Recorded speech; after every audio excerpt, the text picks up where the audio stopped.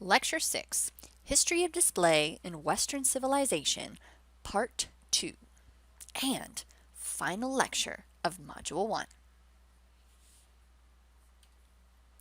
In our previous lecture, in an effort to answer questions of authority, we began our investigations of the practices of display that characterized early human engagement with works perceived as aesthetically valuable. Often, these display practices were driven by utilitarian and religious purposes. Greek and Roman societies advanced the notion of art as socially beneficial, making artworks publicly accessible and a part of everyday life.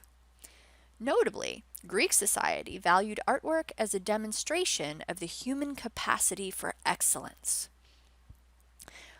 We concluded Lecture 5 with a discussion of late medieval display practices and noted the relationships between art and religion that led to the sacred aura that even today characterizes our art spaces. In this lecture, we continue our investigation into the origination of the institutional authority of galleries, museums, and exhibitions, and identify why they have been invested with the authority to discriminate between art and not art. By the early Renaissance period in Europe, some private collections were being opened to a certain demographic of the public, usually other members of the social elite, in order to offer this demographic an enrichment opportunity, while simultaneously demonstrating the prestige and power of the owners. These private displays were accessible by invitation only. Of note, though, were the artifacts and texts that comprised these collections.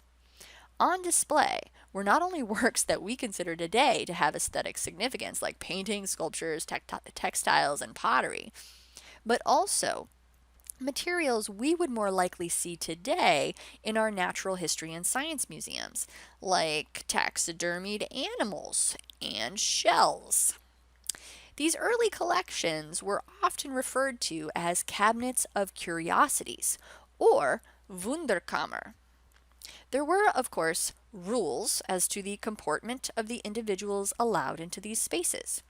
As with churches, there were dress codes and expectations for behavior, which included reverence for the works and, of course, their owners. As the public touring of private collections became more common in the Renaissance and Enlightenment eras, specific spaces were established to house art collections. These spaces were and are referred to as galleries.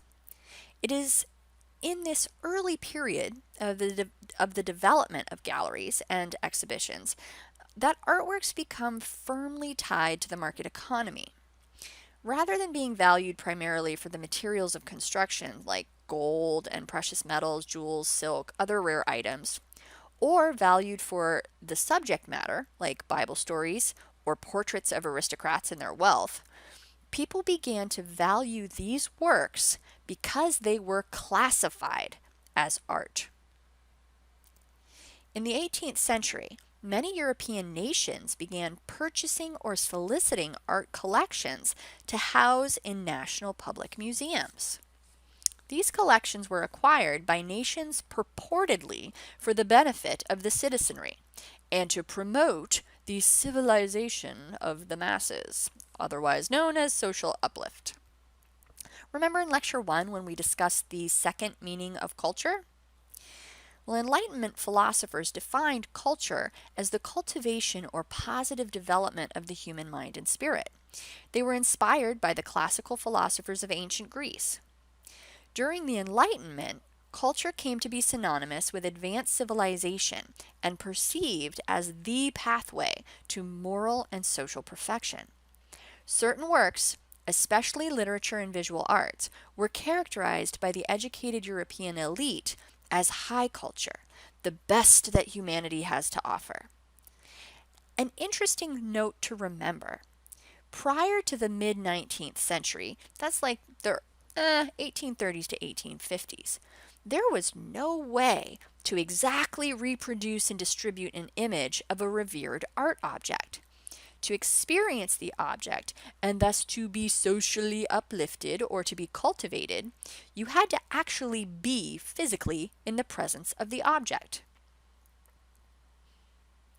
These national galleries and exhibition spaces were also organized for political purposes. These collections functioned politically by engendering cultural nationalism. Cultural nationalism is a nationalist ideology that defines a nation by its shared cultural horizon. Remember when we talked about master narratives in Lecture 4? If not, go back and take another look. Like science and technology, art became a mechanism to create a shared cultural horizon and demonstrate the superiority of a particular nation. By the mid 1700s, touring these art galleries was an expectation for the genteel classes. Members of genteel society had the opportunity to acquire literacy, both the ability to read as well as cultural literacy, through an educational system inaccessible to the lower classes. Cultural literacy means familiarity with customs and characteristics, including canonical texts, of a culture. To achieve cultural literacy is to acquire cultural capital. That is the knowledge of high culture that allows people to improve their social and economic positions through non-economic means. Part of achieving cultural literacy and acquiring cultural capital was self-improvement through exposure to the arts. The European Grand Tour was a means of acquiring cultural capital for the young men of wealth. It was concretized in the 18th century and included visiting the major art galleries located in destination cities such as Paris, Venice, Florence, and Rome. With the increasing popularity of permanent collections, and thus the increasing popularity of art as object of cultural and economic value, private galleries opened offering rotating exhibitions of artworks, typically by new artists, for jury, meaning they were going to be judged, and for purchase. An exhibition is the temporary display of a collection of texts. One of the most notable of these galleries was the Paris Salon, established in 1667 and then opened to the public in 1737.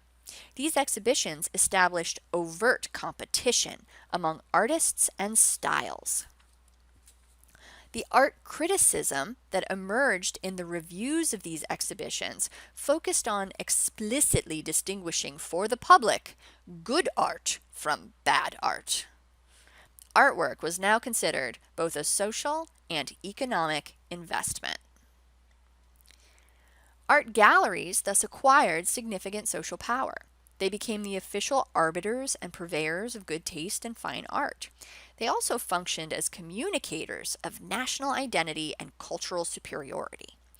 Even today, many traditional art galleries and art museums still exist and focus on intellectual and cultural refinement, emphasizing the self-improvement of the visitor through exposure to the art object. Early practices of display employed Enlightenment philosophies centering on contemplation. To be close to and contemplate the object is supposedly to intuit the object's meaning and value. But this approach posed a problem for the demographic that was supposed to be socially uplifted. How many of you have been able to intuit the meaning and value of artworks when visiting an art museum, especially a modern art museum? Likely, very few of us. These spaces and art itself were primarily limited to the social elite for centuries. Current research demonstrates this continues to be the case. I'd like for you to note Bella Dix's discussion of working class visitors' experiences in art galleries. As museums and galleries became public, they had to adopt an interpretive role. If artworks were to serve a political and social purpose, for instance, engendering cultural nationalism, their meanings could not be left to the guesswork of an uneducated public. Art objects were and are arranged in certain ways to demonstrate ideas and themes, and accompanied by interpretive materials that indicate the significance of the objects to the visitor. Oh, interpretation, I should mention, is an exercise of power through the assignment of meaning. Museological scholar Valerie Casey argues, quote, the inevitable alteration of the object through display highlights the power of the museum to inscribe meaning. Please take a moment to consider, in what ways are objects altered through display practices? It might help to also ask how perceptions of an object can be manipulated by the environment in which it is placed.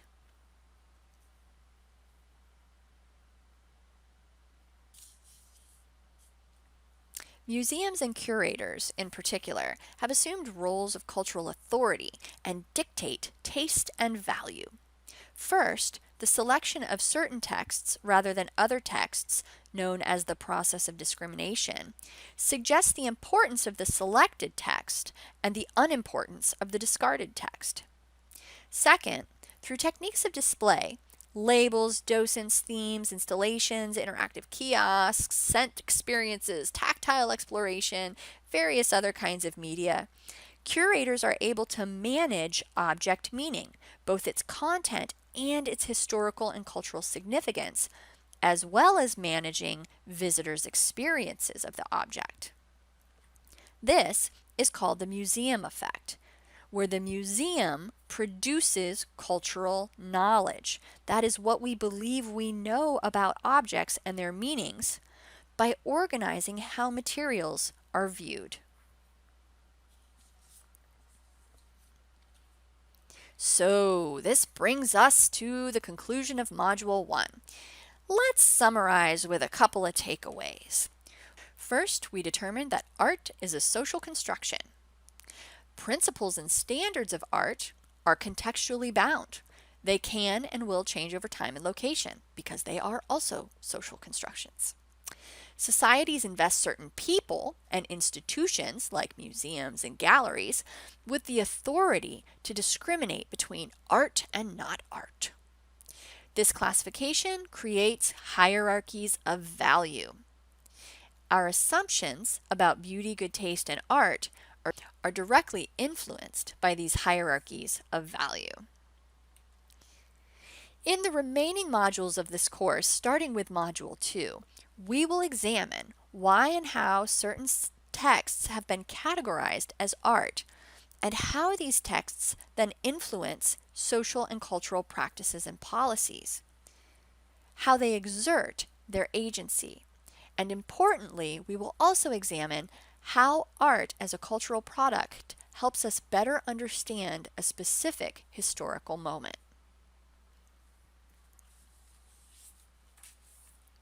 This concludes Lecture 6 and the last lecture of Module 1.